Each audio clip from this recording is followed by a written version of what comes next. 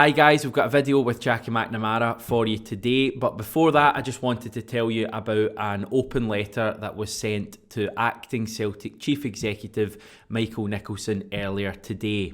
Now in the letter, Celtic supporters groups, supporters media and supporters clubs have united to ask Nicholson to reconsider the rumoured appointment of Bernard Higgins to a senior security role at Celtic.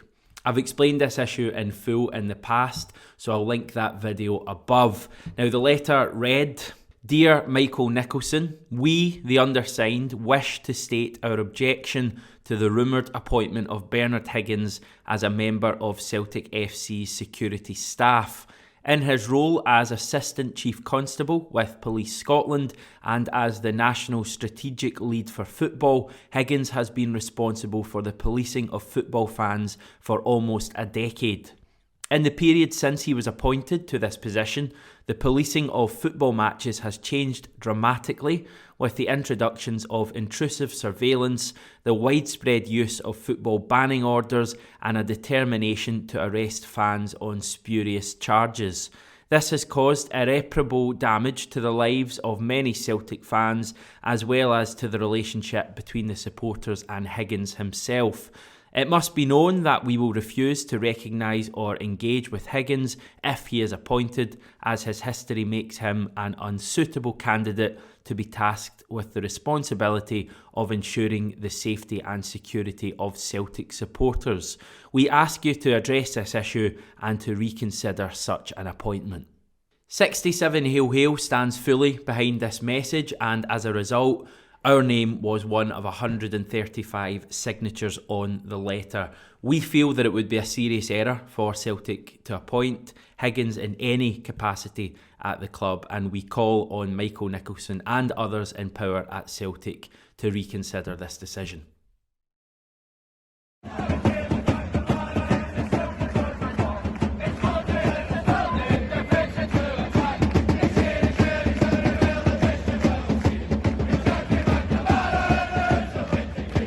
Right, the feel-good factor around Celtic has continued today with the unveiling of the Celtic Christmas ad for 2021. I quite enjoyed it, actually. It was a kind of mix of happiness, joy, bit of emotion in there as well, a tear maybe in the eye at some stages. Euan, what was your thoughts? I mean, as a lover of film, it was brilliant. I think they got the tone exactly right this year. I thought last year was a bit kind of sparse and all over the place, but I loved it. It's just great seeing Jota fulfill his potential as a George Michael impersonator. I think that's everything that the fans have wanted so far, and they've delivered. So fair play to them. Was that your favourite bit then? I mean, it's hard to pick. They're all so good. I Ange content is fine with me. It's been a great week for that. So I thought he was actually pretty good. I mean, obviously as an actor, he wasn't. Not much was asked of him, but I thought he did play the role pretty well. He played that kind of main father at Christmas really well. Jackie, what was your favourite bit? It's hard to say. I think it's quite touching, and the music's good in it. Good song, obviously we tribute to Bertie as well, which was great. I think Jota at the end, it's quite just that little extra bit. I don't know. I think it would be better if he was solo at that point. The old George Michael bit, my faith. But no, I thought it was really well done. Some funny bits, obviously, to be Strachan with his iPad and the tactics board. So there's a lot of thought going into it. In different bits. The women's team as well, the manager involved in it as well, coming out as Porsche. Yeah, it was cool. I would just say, just one quick objection is that there's a whole Wham song about Christmas and they used a different George Michael song. I don't. Must have been a copyright issue. It's shocking. Yeah. There was. I mean, that was one of the obvious bits, wasn't it? The bit with the laptop and Gavin Strachan. But there was loads of wee Easter eggs. Ralston with the Lego bricks, the Holy Bricky. Joe Hart getting the shampoo, of course, the Head and Shoulders reference there. And also the one I tweeted, the girl from the Kyogo Ferencvaros celebration making a reappearance as well. But did you know, everyone watching this, that Jackie McNamara actually made a wee appearance. Not really, but in a roundabout way. Have a look at this, Jackie. See the book Anthony's reading there? Cracking, eh? Yeah, nice little touch here. Yeah, happy with fantastic. Well, back in the day, if you were in a Christmas ad, what role would you think you would have been doing? I feel like it would have been something kind of understated, like something really important but not quite in the limelight. Maybe a bit like your Celtic career, the kind of the guy who's giving his all and doing the job. I think I'd have been in the background doing a kind of working job or something, the other ones in the limelight, taking all the glory. But no, I would have minded doing something like that back in the day. Did you have anything like that at all? No. Changed days. Was it not a Christmas party where you were dressed up as like Woody from Toy Story or something? Yeah, but that was just the players' one. That picture was taken at the start of the night, and you wouldn't want to see the picture at the end of it. It wouldn't be on the TV. That was our one private dues when we were in. We would just take in a pub in Glasgow, and we would just go in there for the day and different bits of entertainment. But we weren't involved in any Christmas adverts, unfortunately. Fabulous. Well, it just kind of keeps the good feel-good factor around Celtic going, doesn't it? Because, it's brilliant at the moment. Obviously, it helps when the team's winning, but Ange has had all these various media appearances over the last week. He's done the fan media press conference. He did the interview with Australian media. He did Open Goal on Monday, which I just thought was fabulous. I would be getting, if I was in a position of power at Celtic, I'd be getting Ange doing interviews and press conferences as often as possible, because I feel like every time the guy speaks, the fans just love him even more. He just speaks so much sense, and the Open Goal interview was, the thing I love about Ange is that he can deal with different surroundings and different environments, and he does it equally well. You go from, the interview, the really tough interview after, the death of a Lisbon Lion, and he just hits the nail on the head, says all the right things, to something like Open Goal, which is a very different kind of interview, and he does it equally well. The love we've got for this guy already, Euan, can you imagine if and when he actually wins a trophy, what it's going to be like? It always means so much when Celtic win trophies, but these, this manager, these players, they're so likeable and they're so kind of personable, and kind of relatable in a lot of ways. The thing about Ange for me is, when he came to the club, he said that his wife wouldn't describe him as charismatic, and in the Open Goal interview, he talks about the bestie on the plane next to him because he doesn't speak for 8 hours, whatever. I find that hard to believe, because he comes across really well, and he comes across as this kind of big friendly lad that you'd run through brick walls for. So I don't get where he gets this from. Yeah, but I really like him. It's gonna, like you say, it's gonna mean so much when he lists his first piece of silverware, because we go right behind him from the start, and he said how much he appreciates that and how much it's going to mean to him to do something for the fans that backed him from day one. So no, it's just great, and it's such a parallel to how things were before. But I love the guy. It seems like just the perfect guy, Jackie, to have come in at the perfect time, a time when the Celtic support were disillusioned, with what was happening with the team. This guy has come in and he hasn't won anything yet, but he's reunited the support. He's signed all these, or helped to sign all of these players that are just amazing to watch. They're, as Euan says, they're great players, but they also seem to be really nice people and real good personalities. And he's kind of blended it all together, and he's been the figurehead of that. And, I don't know about you, but it's been a while since I've remembered this feel-good factor around Celtic with the fans, loving the team so much when we've actually not achieved anything yet. Yeah, I think I like about him the most is his honesty. He doesn't dress things up. I don't know, that's maybe his background. When they've had a bad performance, he'll say it's a bad performance. He'll not look for excuses. He's looking for solutions and answers to do that, and I think at the start the fans could see what he was trying to do. He didn't. It does take time to put things across, and you can see that with the players that he's worked with. You can see the change in them, the fitness, the different way they've improved. Like we could talk about Ralston practically every week, and that's for me that's down to the manager coming in there and changing that, along with a lot of other players and improving them. So, I think there's a number of things that he's been great at since he came in. But for me, the biggest thing is there's no nonsense. There's no, agenda with him. That he just straight. He'll just tell it straight without any nonsense. And from your experience, is that something that Celtic fans really respond well to? Just honesty. Yeah, I mean, fans aren't stupid. They're not. They can see things themselves when they watch the game. You can try and tell them, they get beat 6 or 7-0 in Europe, and tell the fans that the players are learning. As we've getting to know over a number of years, and sometimes you think, am I watching a different game for what you've just seen? I think he's straight, he's honest, and I think the players respond to that. I think the players want to play for him. I think if he's honest with the media, honest with the fans, honest with the players, the players know where they stand, and they'll fight for him, and they'll go through a brick wall for him. And I think that creates a good environment in the dressing room, but also at the football club. And I think he's so far so good. He's been excellent. Yeah. Do you think that's sorry to interrupt you, Hamish. I was just wondering, because there's so many kind of Jackie from Martin O'Neill team, specifically the Seville team, who are all of that kind of same. They're cut from the same cloth, and there's there's folk like yourself, Chris Sutton, John Hartson, these guys who are still very much in the media and that fans respond to because they speak quite they speak honestly and often very bluntly. Do you think there's parallels between Ange and Martin O'Neill in that sense? Yeah, I mean, I think there's differences there in terms of the coaching. Martin's forte was man management. He can command a dressing room. He was very clever. Again, when he did talk, you listened. He had an aura about him, and the fans can relate to him, Martin, as well, because there was an honesty there.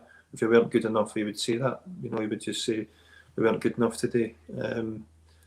Instead of trying to dress things up, and there is a lot of some of the players can relate to that. And I think the guys that you mentioned, they have got that affiliation with the club because they want the club to do well. There's no agendas there, and that's sometimes you see ex-players and it can become a little bit bitter.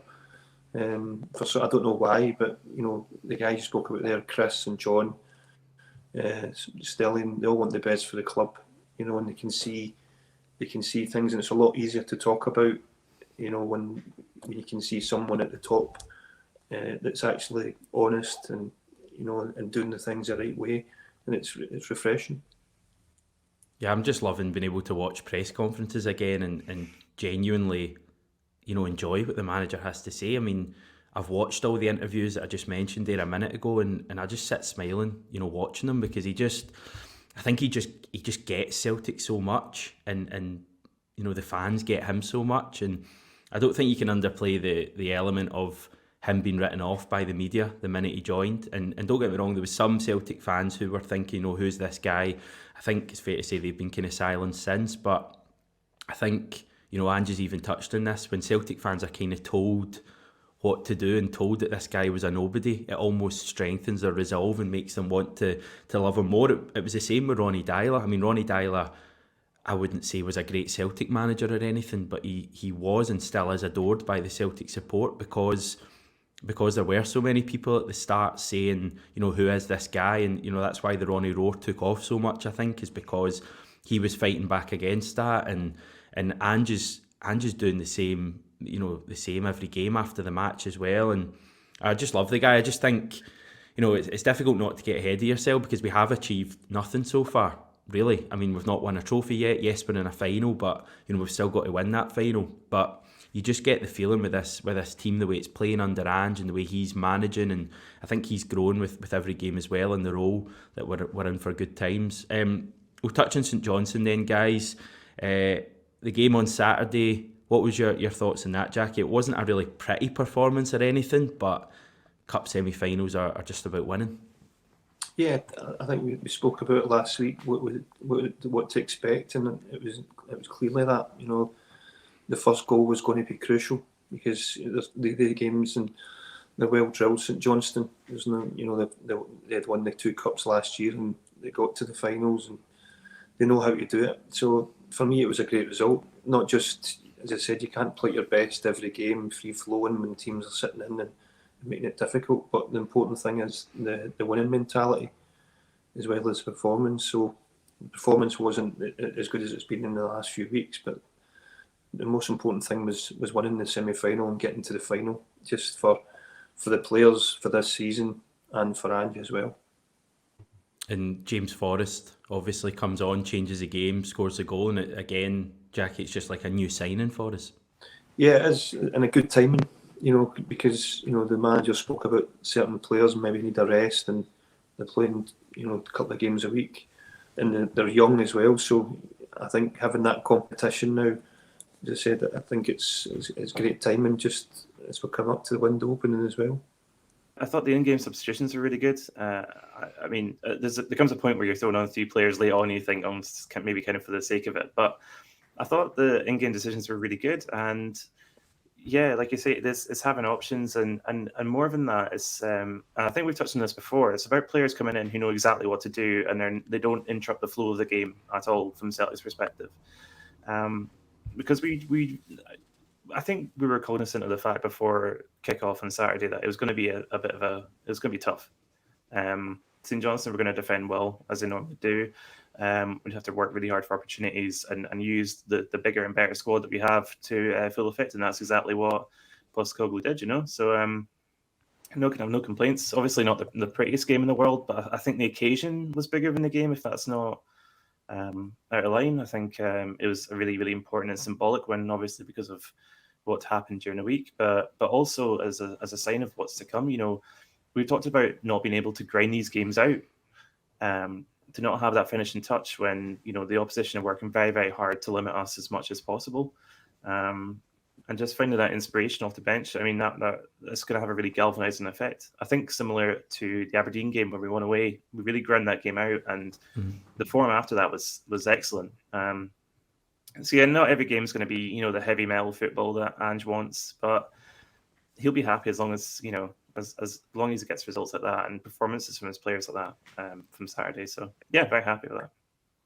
Yeah, me too. And we're into the final now, Jackie. Hibernian. It's not going to be easy, but it's a chance we probably would have all taken in the summer. Beat Hibs and you've won your first trophy. Hibs obviously beat Rangers on Sunday. We should probably mention that. When you were playing at Celtic, would you care about stuff like that? Rangers losing a cup semi, for example, is that the kind of thing players would be talking about, or do you just get on with it? Does it give you a boost though? It must give you a boost. Yeah. Oh yeah. I'm glad you're saying that, because the stock answer would be, nah, we don't care. I mean, obviously you want to beat Rangers yourself, but you want to win the trophy, or you want to beat them, and I'd rather play Rangers in the semi than the final sometimes. Why is that? The games, just the pressure on the match, because at the end you're actually getting the trophy in the final, and it's the disappointment if it doesn't go the right way. It's the semi. I think all the players will be looking at that and be happy that Hibs won. A chance, disrespect to Hibs, but it's a better chance, obviously, there, to win it.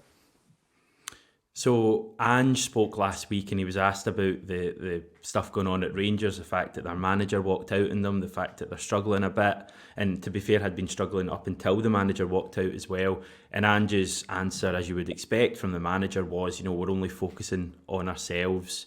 But I mean, you're not telling, maybe players like, Kyogo and Jota, I doubt they care too much about what's happening at Rangers, but you're not telling me players like Callum McGregor aren't going about and saying, right, look at what's going across there, let's hammer this home now, let's keep winning you, and let's keep the pressure going on them. Well, you'd hope so, yeah. And I can understand what you're saying about Kyogo and Jota, but I think what we were talking about earlier in terms of how these are sort of likeable lads that really they get what the club's about. I think they'll care too. They'll understand the rivalry, and they'll understand that we have, again, no disrespect to Hibs, on paper we have an easier job, but yeah, it's pretty good. You would expect Callum McGregor to be hammering a message home, Anthony Alston to be hammering that message home. The lads that came through from the academy, you would expect they're going to be delighted about it.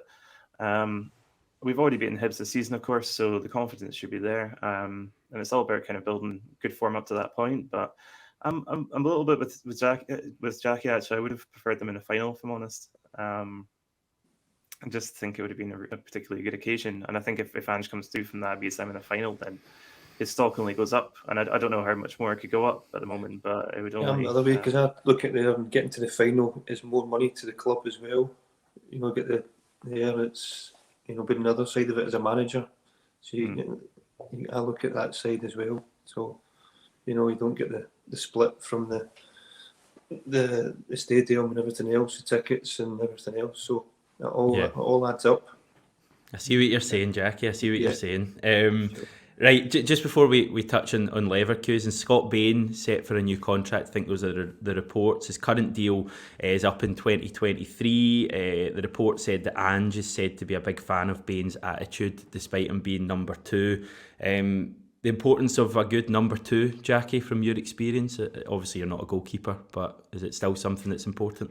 He's obviously not featured very much. The manager obviously rates him for what he's seen in training and stuff like that, and behind the scenes. But he's still got a couple of years to go as well. So I don't see it as a massive priority at the moment.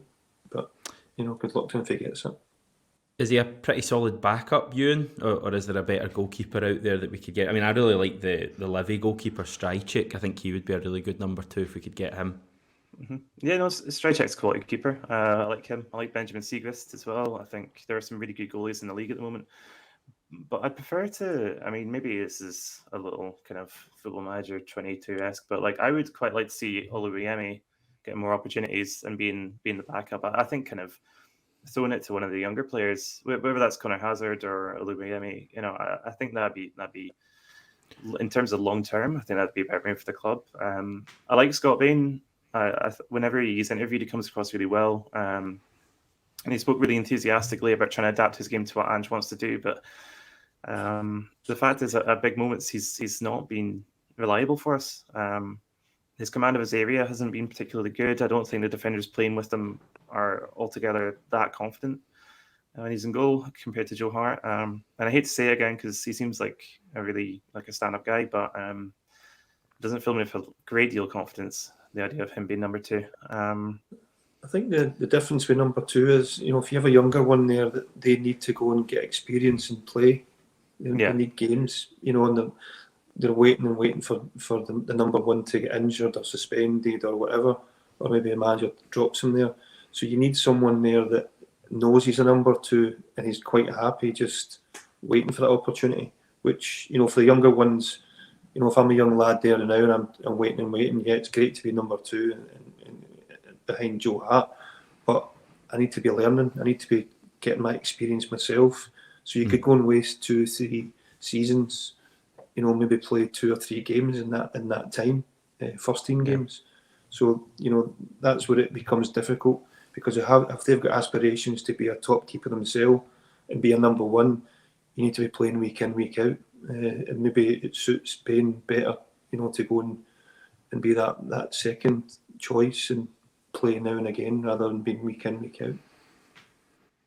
Yeah, I mean, we sent Ross Doohan down on loan, I think, to Tranmere. I think, and from what I hear, he's someone that the club have, quite high hopes for as well. So he might be one to watch as well. But I think you're right, Oluwayemi, is an England youth goalkeeper, so he's clearly got something about him as well. But maybe a good few years away from being the Celtic goalkeeper. Thursday night, we face Leverkusen. They're not in nearly as good a place as they were the first time or the last time we played them. They've won just 2 of their last 8, although they are still top of the group by a good few points. Euan, we did create chances in that first game, so if we can do the same again, which I have no doubt we will, and take them this time and maybe defend a little bit better, are results achievable here? Yeah, I wrote about this earlier, and I said that for all it was 4-0, and that Leverkusen did take their chances and deserved it. At the same time, it probably flattered them a bit, but only in the sense that and it's weird to say that about a 4-0 defeat, and maybe I'm just being bitter, but I did think, if we take a few of those chances early on, that could have been at least like an absolute classic score draw. A lot of it was kind of down to luck. I thought, and a really, really good goalkeeping performance from Radecki. Radecki, yeah. Beautiful. He had an amazing game. Sometimes that makes a difference. Going over there, though, I know the form guide isn't particularly good for them at the moment. I think they went out of the League Cup to Karlsruhe, I think. But they're getting a few players back from injury, like Florian Wirtz is coming back. I think Bellarabi's coming back from injury. So they've got some big names coming back. So it's going to be tricky either way, I think. But there's good noises coming out of the club this week, especially from Jota, saying that they're going to remain consistent with their philosophy, have a go with them, try and create chances and give them a scare over there. So I'm all for it. I just maybe a little less optimistic than you are, Hamish, but I think that's quite typical anyway. So. Yeah, I mean, we will create chances, Jackie, given the way we play. We'll probably score the first goal, given how recent Celtic history's gone. I think it's at like 11 or 12 away European games in a row we've scored the first goal, so there's a fair chance of that happening as well based in history. So, it's one we shouldn't really go into with too much dread, should we? We should be looking forward to this game and hoping for the best. Yeah, I think the going there it'd be interesting because I don't think the manager plays any other way, to sit in and try and catch him on the break. So you wonder if that will ever change with him, if he'll go to certain places. And I think he could go to the Nou Camp against Pete Barca and try and take them on. Yeah, I think that's his philosophy, and until you get to a certain level, you can do that and go to these places and get results. But I don't think we're at that level yet in terms of defensively. You can leave your centre backs 1v1 or someone near the fullback getting forward and they're catching the break. But we are entertaining. Given that, we're good to watch and good value to watch. So it'll be interesting to see how we go about it and how we take the game to them, because even the game at home, there'll be no change, I don't think, to our approach and how he goes about the game, which obviously I did flatter him a little bit on the night. The result, it looks like a heavy defeat, but they're clinical, they're a good side, and you've got to respect that and be switched on, or they'll hurt you. Fingers crossed then. On a scale of 1 to 10, how confident are we of our result, Euan? 5.5. You beat that, Jackie? My lucky number's 4. Quite right. 4. Yeah, 4 just now for a result. I'll take a draw. Then. Yeah. If we get a draw, I think no matter what happens in the Betis game, we'll give ourselves a chance to finish ahead of them by beating them on match day 6. So I'd bite your hand off for a draw, and I think it's achievable. We'll have a proper preview tomorrow. I think we're going to get David on and speak to someone of a Leverkusen persuasion as well to find out all about them. I think they've got some injury troubles, and as I say, they have been struggling a little bit lately. 2 wins in their last 8, although they did win at the weekend against Bochum. Guys, we'll leave it there. Thanks so much for joining me again. Thanks everyone for watching this video. Remember to subscribe to the channel. It's appreciated by us all. And we will be back tomorrow.